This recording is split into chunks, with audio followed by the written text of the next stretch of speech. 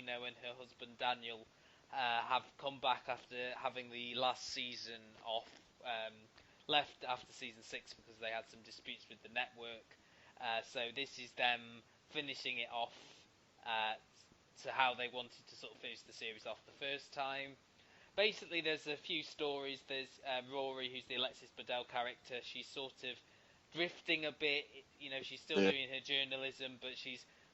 I think her storyline's done the best. It's like she's got to that point in her 30s where she's doing bits and bobs here and there, but she's not got a solid abode. She's not got a job held down, and it's sort of coming to the point now where she might be moving back in with her mum. Lorelai has got a lot of little things going on. She's sort of maybe wants a child with Luke. She may be losing a member of her staff. Just bits and bobs here and there. And then the grandma, Emily, has lost her husband because the actor Edward Herman, who's probably best known from The Lost Boys, died in real life. So they've obviously incorporated that into the show and had her now trying to sort of deal with being a widow and things like that. I think it still works for people if you were to come to this. I was going to say, the big thing would be, could someone just watch this, or would it be really... I think so in a way, because there's enough sort of news story. I think, obviously, if you know the characters, you've got a basis for the characters, right, then it's going to be easy for you to follow. And I think some of the relationships between certain characters, they don't explain that well. But I think the core characters, you quickly get to learn who they are and things like that. And good. I think, and there's genuine laughs in a few scenes. I think one thing maybe they went overboard with was trying to bring back every single character, because there was a large sort of ensemble cast. Well, there was 6 seasons, 7 seasons? 7 seasons. And that's a lot of characters that they need. They the core cast, it's nice to see them again, but there are sort of side characters where it's like, yeah, we didn't really need to see that character. Like someone turns up at a funeral and they have like an alumni dinner at her old high school, so they can bring back some characters from that era. These are similar things to what I heard about and I don't know whether you've seen it, the movie of Veronica Mars. That apparently just felt like a big reunion rather than a film. I would say this is better than that. They put some effort into thinking about where, because obviously with Veronica Mars, the thing was it was like a murder mystery, wasn't it? Yeah. And they've obviously, so they had to create a mystery around. I think it was like they did a school reunion so they could bring everyone back and have. Well, that's right, yeah. And this is a bit better. This is slightly towards the cold feet end of the reunion, in that a lot of the characters, obviously based in the same town, haven't.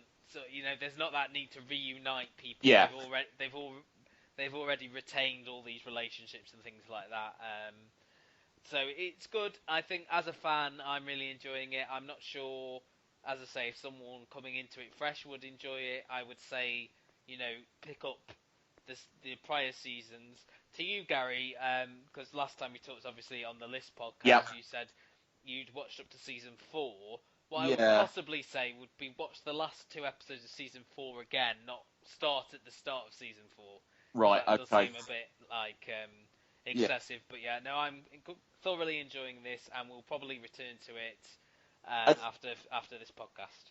And certainly there's a lot of buzz on Twitter. There's been lots of people tweeting about it. A lot of people saying they've already finished all 4 episodes. What do they do with their lives now? Yeah. I'll probably be there soon enough. Before we do the reviews, do you want to do Gary's list? Yeah. Gary's list.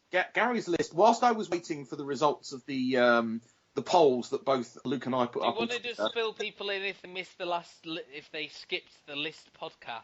Firstly, if you missed the last podcast, where have you been? Come on. Secondly, you can download it from www.thecustardtv.com. So that you can get on that. And basically what we did was, whilst I've got this time off with my foot, I've written up and put together this mythical list that I've been talking about on various podcasts of shows I've never finished or never started or always wanted to watch. Luke and Matt helped me tremendously in getting that list into at least one side of A4. The first show that I picked, because we put a couple of Twitter polls out there, was I picked Homeland Series 3. I had been looking forward to watching this, and also it only being 13 episodes, I thought there's a good chance I'll be able to get through it reasonably, quickly. And I have, in a sense. I've got all the way up to episode 11 already. on only a few days, and it is very good. Now I know that Luke has seen this, but you haven't, or you've not seen. Have you not seen all of 3? Haven't you? I've seen all of 3. I stopped watching Right. 4. So I've got up to the bit where Damian Lewis's character kills the Iranian foreign. He's not the foreign minister. He's Secretary of Defense or something, or high-ranking officer. But there's some confusion as to whether he's still working for the Americans or against the Americans. So he's now. Is that season 3? I thought season. That's season 3. I think I am really enjoying it. I think one of the things that, and I think Luke was quite right, is that he said it is turning into more of an episode of Spooks, but that's not a bad thing for me. So there's a lot more CIA, FBI, there's a lot of counter-terrorism, so there's a lot of very kind of, I won't say memorable, but very easy to follow information, because if you're familiar with... I just thought there was far too many twists in the last, in season 3 of Homeland. There is a lot of twists, and it's a lot of, have they been turned, are they still working for us? And there's a lot of that, and then, yeah, you're right, and then, there's a lot of people you think are on one side, and then they turn back, and, yeah, they kind of out-clever themselves a bit. But no, thoroughly enjoying it. But the next one will be, and this was from one of the polls, I will be going back to Breaking Bad next. And now over to Matt in the North for the reviews. Hello. Hey. Not a lot this week, because Luke's not here, so I think he would have filled in some of the gaps. Let's should we do the missing? Well, I think we should. And one of the things that Matt and I have not discussed this yet, so we're doing this live on air, is that Luke and I had talked about the possibility of doing a live post-missing podcast, as the last one this next Wednesday is the last one in the series. I mean, I think this one possibly deserved its own podcast, because there was a lot in this episode. Oh man, yeah. Do you want to? Well, can you recall? Can you recap this one succinctly? I don't know. The twist. Well, no. I think we're going to spoil it, because the twist at the end was obviously. I think back in episode 5 we learned that Adam Gettrick, the press officer, was the kidnapper of Sophie, who was the girl who came back. Full name, please. Come on. Sophie Giroux. Thank you. And we learn a lot more about Gettrick and his relationship with both Henry Reed and Adrian Stone.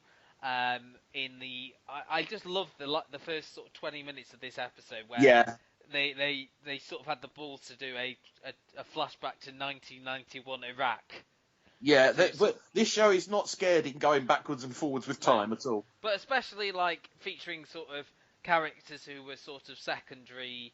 You had a young Roger Alam, and then it was Nadia Hertz, Henry Reed, and Adam Gettrick, and what happened in Iraq, what Julian found out about what happened to the girl in Iraq. They met that guy who said, "Oh, they've been trying to pay me for years because of what happened to my sister."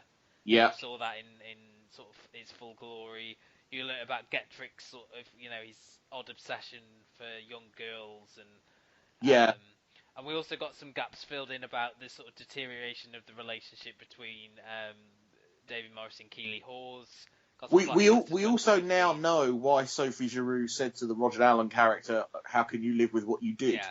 We never knew what that came from. We never knew, but obviously it meant that Roger Allen has known all along that was Sophie Giroux, not Alice. Yeah. Which is even more strange, but that he's been in on it from the beginning. And then obviously the big reveal at the end.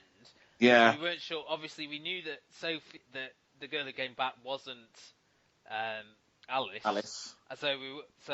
And we knew she was on that roller coaster with Sophie. So was she? Yeah. And then we learned, she's still alive. Yeah. There's still hope. There was a wonderful bit, and I don't know whether you picked it up, but when the press officer and the little girl got out of the car to choose a new toy, and the little girl said, "Will she be okay?" And we all think, she's talking about Sophie, will she be okay? We're going to see her. But no, we now know that all the time that they're on the road, Alice is in the boot, and the little girl knows that. So now it brings out that whole different meaning. As I said, somewhere down the line, if you get the chance to re-watch The Missing, it'd be interesting to see how many clues they leave along that now become more interesting. Well, I mean, like Luke was picking up last time, we talked about how they didn't reveal that Eve was carrying it was a surrogate for her sister. That's right. They left that right till the last second. But then there was a line about how Roger Lamb said something like, "I better get you home or your sister will kill me," or something like that. That was it. Yeah, time. yeah. Oh well, yeah. I remember that. Well Which done. at the time was a throwaway line. Yeah. But now has been. Yeah, makes much more sense. And I love how the Williams brothers do this. They sort of fold things in together. I mean, as well, there was a nice little reference to the first series. I was just about to say that. Yeah, did you get that? Yeah, that was very good. With Julian's wife, who came in and said, you're just like Tony Hughes, obsessed with this case. The only criticism, and it is the only criticism, is she accepted him going again far too easily. She came all the way from wherever they live, I assume France, to Germany to plead with him to come home, and then all it takes is one conversation with Keeley Hawes' character. It's all right, off you go then. Yeah. And it was just like they could have done that. Yeah, I know what you mean. It was a bit. It's the only part of the show that was just a little bit clunky. But then I think how I would have fixed it is I possibly would have had her turn up a bit earlier and go with him more.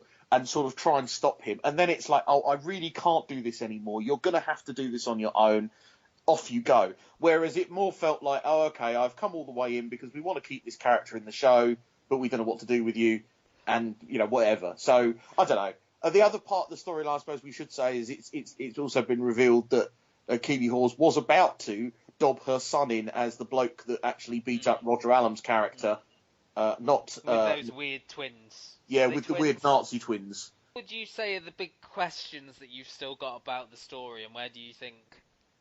Well, the first question that I've got is what was the body that they left in the shed? Obviously, they were able now, because they had access to Alice's DNA, to do something. So they obviously planned to meet at the graveside, at the grave, that's where she laid those flowers. Henry Reed. Yeah, Henry Reed's grave. What would be good is if there was still a twist around who that girl's father is. We all think and now assume that it's the daughter of Sophie Giroux and and that her father is the press guy. But of course, there would be nice if there was a twist on that. I'm not sure what it would be, but it would be nice if there was a twist. And also, I think, I don't know, part of me is like, the way you put this together is Mr. Baptiste finds the girls, but then dies of the brain hemorrhage or whatever. But manages to get them rescued before he dies. But I don't know. That all seems a bit too neat and tidy as well. So I don't know. I mean, it's not a lot of stuff to talk about. I mean, I'm a Celebrity I've been watching. Well, yeah, go on. It's on every night, so it's hard to ignore it completely. Yeah. Obviously, when I'm looking up things on Twitter, well, I'm not watching the program, but I'm aware of what's going on, or at least the headlines. Unfortunately, Danny Baker was the first celebrity to be eliminated last night. Well, is it a public vote, or is it the vote of the camp that votes him out? No, it's a public vote. It's a vote to save. Right. Well, then we know the public are idiots because Nigel Farage, Brexit, and Donald Trump proved that. So. Yeah. I don't trust the public when it comes to that, particularly not the I'm a Celebrity public. Present public. I mean, like Jordan Banjo and Sam Quek are a lot better known than Danny. Danny Baker. Yeah. Anyway, so we've got this is the 13th series, something like that. Gosh, yeah. And I think they are starting to run out of names now. Me and Luke sort of previewed it before. The biggest sort of characters in there, probably Scarlett Moffat from Gogglebox. She's the one who sort of got the lion's share of the airtime, to the point at which people are almost sort of fighting back against her now, in a way, just sort of saying, oh, she's on far too much. I mean, I like the girl, and I liked her on Gogglebox, but I think on Gogglebox she's got the buffer of her parents there. Yeah. She's good with the sort of quick one-liners, but I think it almost sort of exposes her a little bit. I mean, my favourites were Danny Baker. I thought he was very good. I think the problem he had was he came into camp late, and he came in with Martin Roberts from Homes Under the Hammer, who is much more of a show-off. He's a showbiz lovey sort of thing. Right. He's sort of been trying to hog the camera. Has he asked about the per rental value per month of the hut? Yeah, he's done that. He said there's a bit of damp and there's no natural light. Yeah. But Fixer upper. Yeah. I mean, I just feel again as well.